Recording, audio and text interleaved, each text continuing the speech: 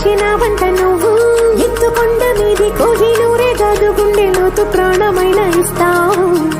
అంత ఇష్టమేందయ్యా, అంత ఇష్టమేందయ్యా, అంత ఇష్టమేందయ్యా నీకు నా మీనా, అంత ఇష్టమేందయ్యా నీకు,